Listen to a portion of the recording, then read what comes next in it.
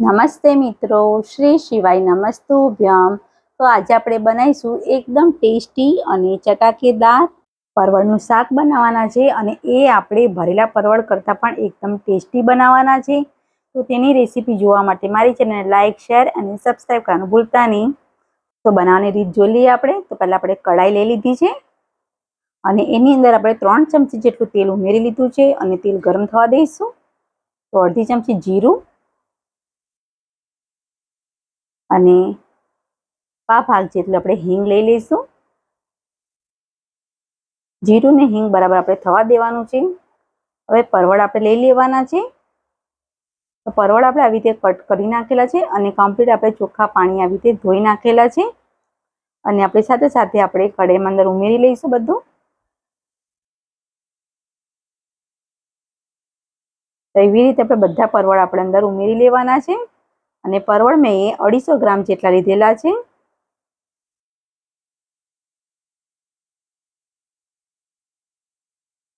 તો આપણે પરવળ આપણે કમ્પ્લીટ બધા લઈ લીધેલા છે અને બધું મિક્સ કરી લઈશું પહેલાં.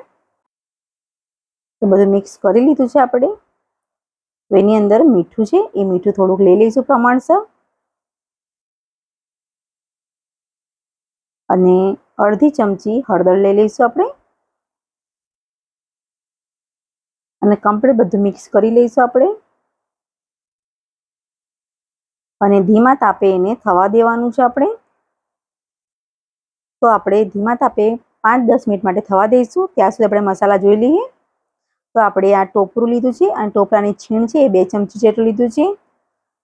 સિંગદાણા લીધા છે આપણે થોડા. ગરમ મસાલો છે અડધી ચમચી. ધાણા જીરું છે 1 ચમચી અને તલ લીધેલા છે 2 ચમચી. તો આપણે મિક્સર બાઉલ લઈ લઈશું અને એની અંદર આપણે સિંગદાણા, ટોપરું, તલ બધું આપણે અંદર મસાલો બધો મિક્સ કરી લઈશું. અને તમારે આની અંદર ખાંડ પણ ઉમેરવી હોય તો તમે ઉમેરી શકો છો, પણ મેં આની અંદર ખાંડ અત્યારે લીધી નથી. અને એની અંદર આપણે લાલ મરચું લઈ લઈશું આપણે. તો 1 ચમચી લીધું છે લાલ મરચું.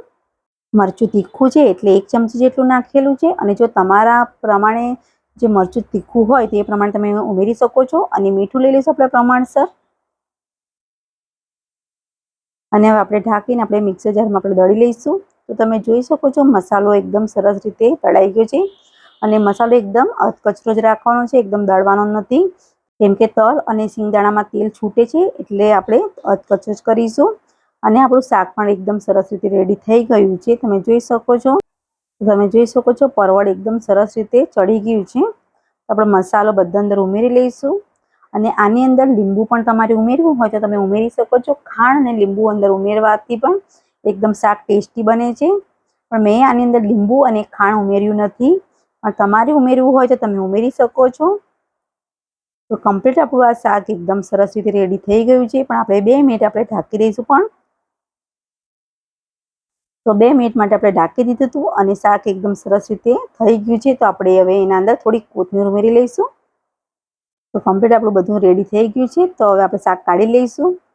અને જો તમને મારો વિડીયો આ પસંદ આવ્યો હોય તો પ્લીઝ લાઇક કરજો, શેર કરજો અને ખાસ કરીને સબસ્ક્રાઈબ કરવાનું ભૂલતા નહીં. Thank you.